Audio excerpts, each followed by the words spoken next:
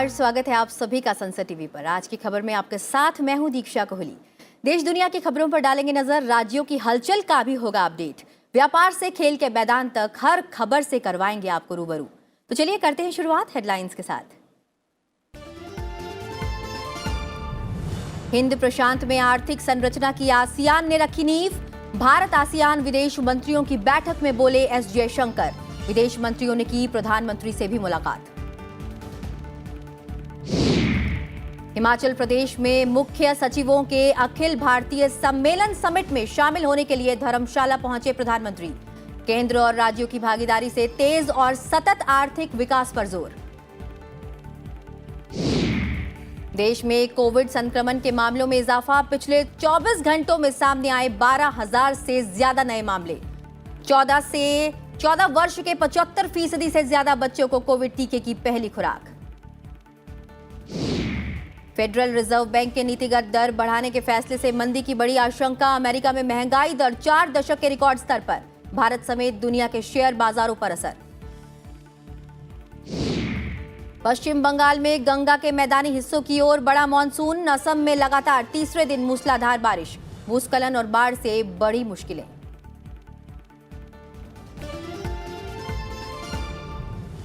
और हेडलाइंस के बाद अब एक नजर उन खबरों पर जो आज सुर्खियों में रही।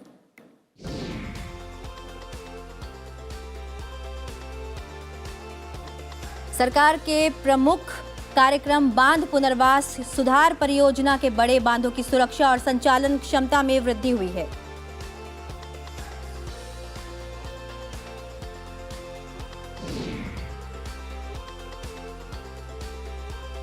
परिवहन मंत्री नितिन गडकरी ने पारिस्थितिकी, पर्यावरण और विकास के बीच समन्वय बनाए रखने पर जोर दिया है।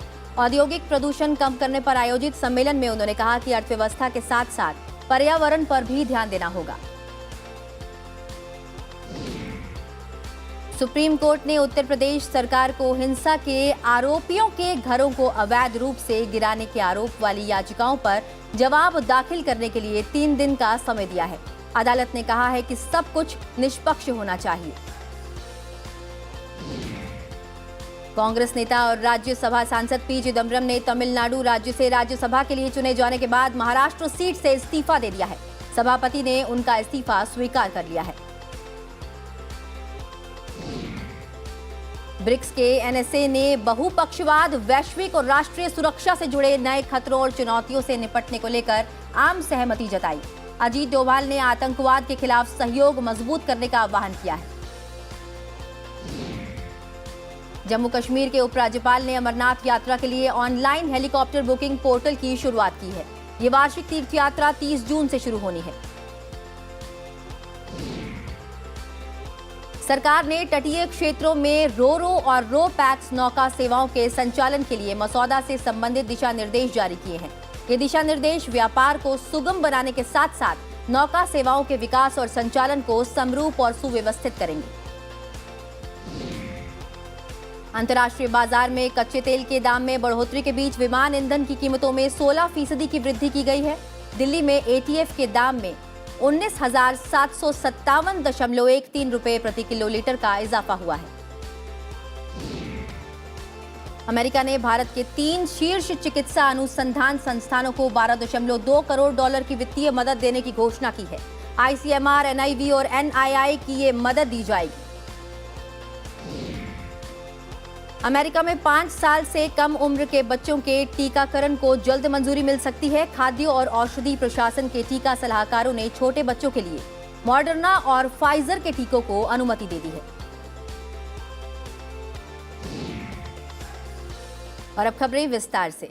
भारत एक मजबूत, एकजुट और समृद्ध आसियान का समर्थन करता है। दिल्ली में भारत आसियान विदेश मंत्रियों की विशेष बैठक के उद्घाटन सत्र को संबोधित करते हुए विदेश मंत्री एस जयशंकर ने ये बातें कही। विदेश मंत्री ने कहा कि आसियान ने हिंद प्रशांत क्षेत्र में रणनीतिक और आर्थिक संरचना के लिए नींव तैयार की है। सम्मेलन में यूक्रेन संकट से व्यापार, अर्थव्यवस्था और क्षेत्रीय सुरक्षा पर पड़े प्रतिकूल असर से निपटने के रास्तों को तलाशने की उम्मीद है। भारत 10 दक्षिण पूर्व एशियाई देशों के संघ के साथ अपनी संबंधों की 30वीं वर्षगांठ के मौके पर 2 दिवसीय सम्मेलन की मेजबानी कर रहा है। आसियान भारत वार्ता संबंध की शुरुआत 1992 में हुई थी, जब भारत आसियान का क्षेत्रीय वार्ता भागीदार बना। दिसंबर 1995 में भारत पूर्ण वार्ता भागीदार बन गया। ASEAN's role today is perhaps more important than ever before, given the geopolitical challenges and uncertainties that the world faces. India fully supports a strong, unified and prosperous ASEAN, one whose centrality in the Indo-Pacific is fully recognized. The strong convergence of the AOIP and the IPOI is a testimony to our shared vision for the region.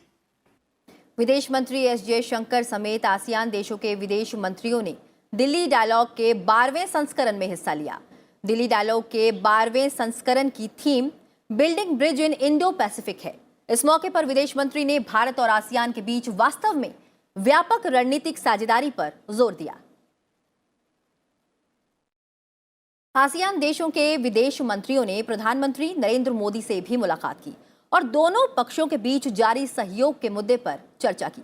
प्रधानमंत्री से हुई इस मुलाकात के दौरान राष्ट्रीय सुरक्षा सलाहकार अजीत डोभाल और विदेश मंत्री एस जयशंकर भी मौजूद थे। आसियान देशों के विदेश मंत्री भारत की मेजबानी में आयोजित होने वाले 2 दिवसीय सम्मेलन में शिरकत करने के लिए राजधानी नई दिल्ली में हैं।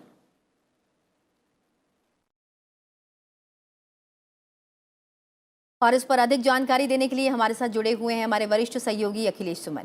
अखिलेश, आसियान के 30 वर्ष पूरे हुए हैं, भारत इसका अहम भागीदार है। 2 दिवसीय बैठक की शुरुआत भी हो चुकी है, जहां हिंद प्रशांत के साथ कई अहम मुद्दों को भी उठाया गया है। इसके अलावा आप बताएं कि किस मुद्दों को उठाने के बाद जो चर्चा है उस पर ज्यादा जोर दिया जाएगा और व्यापार और सुरक्षा को बढ़ावा मिलेगा। बिल्कुल दीक्षा, देखिए जिस तरह से विशेष तौर पे आसियान की बैठक बुलाई गई है, आसियान विदेश मंत्रियों की बैठक बुलाई गई है, वो खास तौर पे आप समझ सकते हैं कि एक तरफ रूस और यूक्रेन का युद्ध जारी है और दूसरी तरफ इंडो पैसिफिक क्षेत्र में एक तरीके से कहें कि अज्ञात भय आसियान के सारे देशों के बीच में मंडरा रहा है। और इसीलिए सिंगापुर के विदेश मंत्री ने अपने जो ओपनिंग स्टेटमेंट है उन्होंने कहा भी कि यूक्रेन युद्ध और जो इंडो पैसिफिक में अमेरिका और चीन के बीच में जो एक तरीके से कहें कि अस्वस्थ प्रतिस्पर्धा चल रही है, उसके कारण इस पूरे इलाके की शांति और सुरक्षा पे खासा असर पड़ा है। और इसीलिए भारत और आसियान के विदेश मंत्रियों की इस बैठक में खास तौर पे सुरक्षा की स्थिति पर विचार किया गया, डिफेंस के मामले पर विचार किया गया, पोस्ट पैंडेमिक जो इकोनॉमिक रिकवरी है उसके मामले पे गहरी चर्चा हुई और उसके अलावा किस तरीके से भारत और आसियान मिलकर इस पूरे इलाके में शांति को बहाल कर सकते हैं, इस पर गहरी चर्चा हुई। और एक खास बात यह हुई कि देखिए साइबर सिक्योरिटी के मामले पे भी इस पूरे मुद्दे को उठाया गया। विदेश मंत्रियों की बैठक में इस पर चर्चा हुई कि कोई भी ऐसी स्थिति नहीं होनी चाहिए जिससे कि इस इलाके की साइबर सिक्योरिटी पे कोई असर पड़े। और एक जो महत्वपूर्ण बात यह कही विदेश मंत्री ने कि देखिए रशिया यूक्रेन युद्ध के कारण जो पूरे फूड सिक्योरिटी पे असर पड़ा है, एनर्जी सिक्योरिटी पे असर पड़ा है, उसको मीट आउट करने के लिए भारत और आसियान देशों को मिलकर एक ऐसी व्यवस्था बनानी पड़ेगी ताकि निर्बाध तरीके से चाहे वो साउथ चाइना सी हो या इंडो पैसिफिक के अन्य जो इलाके हैं उन निर्बाध तरीके से सारे जहाज की, सारे सामान की आवागमन सुनिश्चित होनी चाहिए और किसी देश को ऐसी मोनोपोली न बनानी चाहिए जिससे कि यह लगे कि यह पूरा इलाका असुरक्षित है।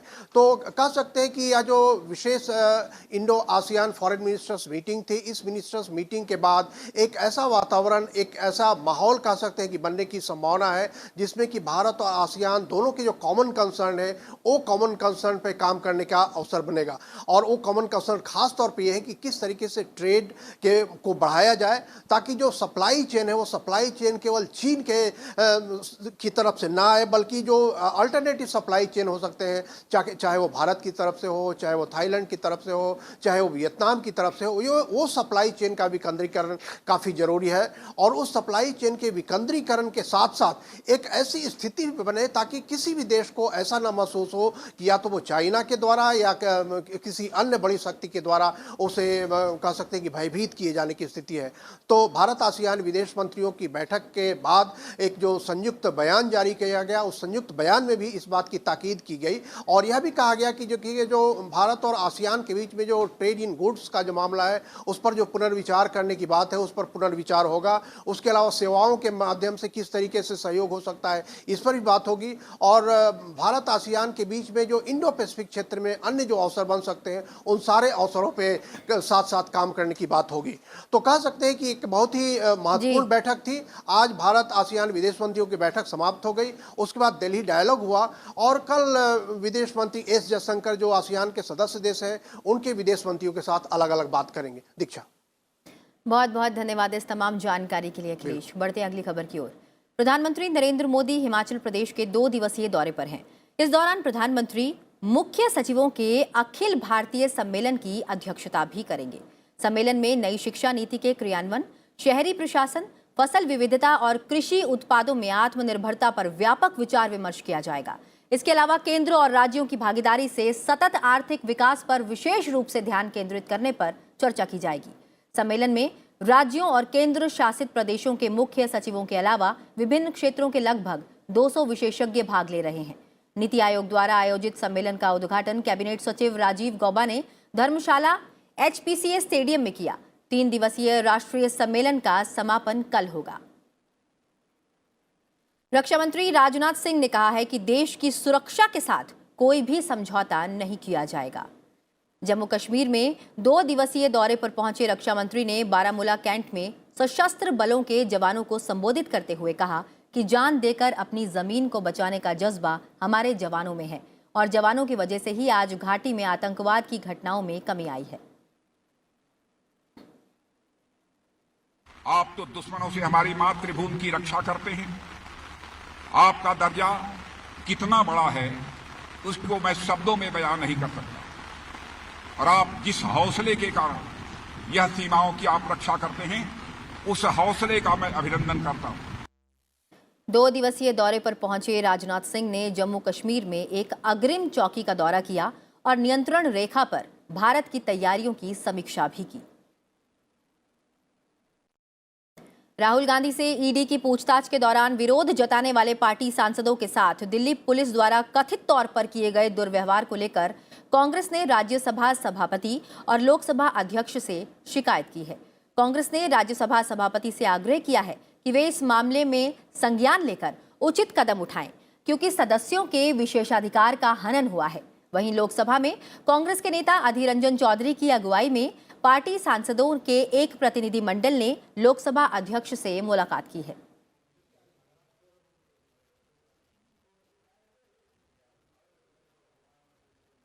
देश में एक दिन में कोविड के 12,213 नए मामले सामने आए हैं। इसके साथ ही उपचाराधीन मरीजों की संख्या बढ़कर 58,215 पर पहुंच गई है, जो कुल मामलों का 0.13% है। पिछले 24 घंटे में उपचाराधीन मरीजों की संख्या में 4,578 की बढ़ोतरी हुई है। संक्रमण मुक्त होने की राष्ट्रीय दर 98.65% है। दैनिक संक्रमण पर 2.35%, जबकि साप्ताहिक संक्रमण दर 2.38% है। वहीं राष्ट्रव्यापी टीकाकरण अभियान के तहत अभी तक कोविड-19 रोधी टीकों की 195.67 करोड़ से अधिक खुराकें दी जा चुकी हैं। 12 से 14 वर्ष आयु वर्ग के 75% से अधिक किशोरों को कोविड का पहला टीका लगाया जा चुका है। स्वास्थ्य मंत्री डॉक्टर मनसुख मांडविया ने किशोरों से शीघ्र टीका लगवाने का आग्रह किया है। और आज की खबर में वक्त हो चला एक छोटे से ब्रेक का। जल्द हाजिर होंगे, बने रहिए सनसनी टीवी के साथ।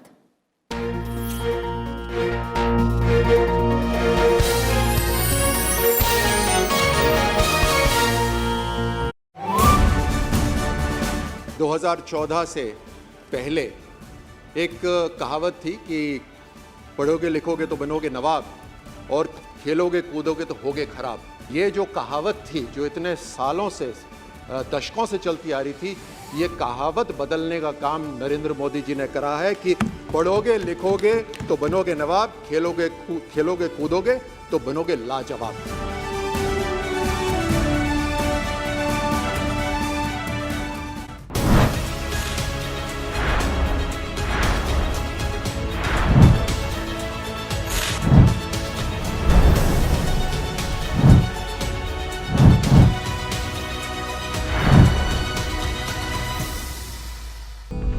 सुप्रभात।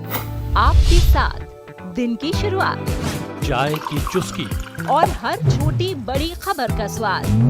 फरिया टेक फाइनेंस की होगी क्लास, कलाकार घोलने आएंगे मुस्कुराहटों की मिठास, देखिए नए कलेवर में रंगा India.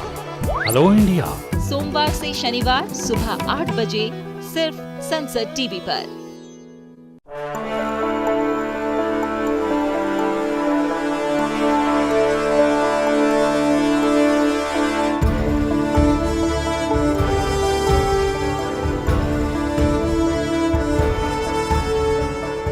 Those in favor, please say aye.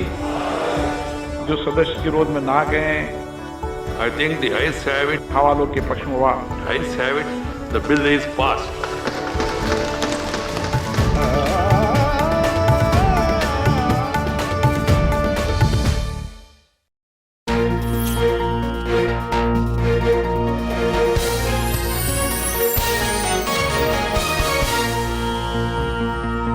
Break के बाद स्वागत है आप सभी का आज की खबर में। बढ़ते हैं आगे और बात करते हैं राज्यों से जुड़ी हुई खबरों की।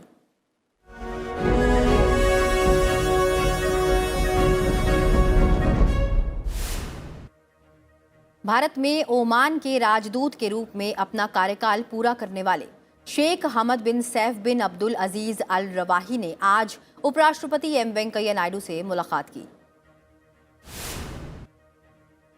प्रधानमंत्री नरेंद्र मोदी कल 2 दिवसीय दौरे पर गृह राज्य गुजरात जाएंगे, जहां वो कई कार्यक्रमों में शिरकत करेंगे। वो 21,000 करोड़ रुपए से अधिक की विभिन्न परियोजनाओं का उद्घाटन और शिलान्यास करेंगे। वित्त मंत्री निर्मला सीतारमण की अगुवाई वाली जीएसटी परिषद की बैठक 28-29 जून को श्रीनगर में होगी। बैठक में कुछ प्रक्रियाओं के सरलीकरण पर भी विचार किया जा सकता है। गृह मंत्री अमित शाह की अध्यक्षता में उच्च स्तरीय समिति ने 2021-22 के दौरान सूखे से प्रभावित 2 राज्यों राजस्थान और नागालैंड को राष्ट्रीय आपदा मोचन कोष के तहत अतिरिक्त केंद्रीय सहायता प्रदान करने की मंजूरी दी है। पश्चिम बंगाल विधानसभा के अध्यक्ष बिमान बनर्जी ने नेता प्रतिपक्ष शुभेंदु अधिकारी समेत बीजेपी के 7 विधायकों का निलंबन वापस ले लिया है। उत्तर प्रदेश के मुख्यमंत्री योगी आदित्यनाथ ने लखनऊ में कोविड-19 और योग दिवस 2022 को लेकर अधिकारियों के साथ समीक्षा बैठक की। प्रदेश के 3.5 करोड़ लोगों को योग दिवस से जोड़ने पर चर्चा भी की गई। उत्तराखंड के मुख्यमंत्री पुष्कर सिंह धामी ने देहरादून में 7 दिवसीय यमुना स्वच्छता उत्सव का उद्घाटन किया और जन चेतना यात्रा को झंडी दिखाकर रवाना किया। उत्तराखंड सरकार ने राज्य के सभी उपभोक्ताओं को जुलाई माह तक डिजिटल राशन कार्ड देने का निर्णय लिया। बजट सत्र के दौरान एक सवाल के जवाब में राज्य की खाद्य मंत्री रेखा आर्य ने ये बात कही। पश्चिम बंगाल में ईस्टर्न कोलफील्ड्स लिमिटेड की खदानों से कथित कोयला चोरी की जांच के सिलसिले में सीबीआई ने तृणमूल कांग्रेस के विधायक शौकत मुल्ला से पूछताछ की है। बढ़ते अगली खबर की ओर। जम्मू कश्मीर के कुलगाम के मिशीपोरा इलाके में सुरक्षा बलों ने 2 आतंकवादियों को मार गिराया है। तलाशी अभियान अभी भी जारी है। बिहार में योजना अग्निपथ के खिलाफ विरोध प्रदर्शन दूसरे दिन भी जारी रहा। इस दौरान प्रदर्शनकारियों ने रेल मार्ग और सड़क मार्ग को बाधित किया।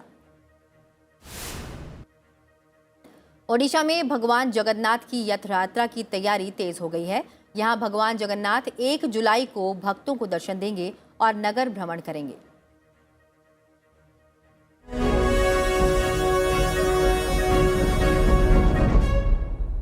अब नजर डालते हैं कुछ और अहम खबरों पर। दक्षिण पश्चिम मॉनसून के पश्चिम बंगाल स्थित गंगा के मैदानी हिस्सों की ओर बढ़ने के आसार हैं, जिससे इस इलाके समेत पूरे उप हिमालयी क्षेत्र में दिन और रात के तापमान और आर्द्रता के स्तर में कमी आएगी। मौसम विभाग के मुताबिक बंगाल की खाड़ी से तेज दक्षिण पश्चिमी हवाएं चलने के कारण उप हिमालयी जिलों दार्जिलिंग, कम्पिलोंग, जलपाईगुड़ी, कूच बिहार और अलीपुरद्वार में अगले 5 दिन में भारी से बहुत भारी बारिश होने का अनुमान है। वहीं असम में पिछले 2 दिनों से बारिश हो रही है, जिससे कई इलाके जलमग्न हो गए हैं। मौसम विभाग के मुताबिक प्रदेश के ज्यादातर हिस्सों में अगले 2 से 3 दिनों तक बारिश लगातार जारी रहेगी। असम के शहरी इलाकों में बाढ़ और कुछ जिलों में लैंडस्लाइड से मुश्किलें बढ़ गई हैं। बक्सा में बाढ़ की वजह से सुबनखाटा क्षेत्र में एक पुल ढह गया। फिलहाल प्रशासन राहत और बचाव कार्य में जुटा हुआ है। अमेरिकी फेडरल रिजर्व के नीतिगत दर में 0.75% की वृद्धि का असर दुनिया भर के बाजारों पर पड़ा है। शेयर बाजार लगातार 5वें कारोबारी सत्र में गिरावट रही। बीएसई सेंसेक्स 1045.60 अंक लुढ़क गया है। निफ्टी भी 331.55 अंक यानी 2.11% की गिरावट के साथ 15,360.60 अंक पर बंद हुआ है। वहीं एशिया के दूसरे बाजारों में चीन का शंघाई कंपोजिट और हांगकांग का हैंग सेंग नुकसान में, जबकि जापान का निकी और दक्षिण कोरिया का कास्पी मामूली बढ़त में रहे। यूरोप के प्रमुख बाजारों में तेज गिरावट का रुख रहा। इसी बीच अंतर्राष्ट्रीय तेल मानक ब्रेंट क्रूड 0.66% की गिरावट के साथ $117.68 प्रति बैरल पर आ गया है। और अब खबरें अंतर्राष्ट्रीय जगत से।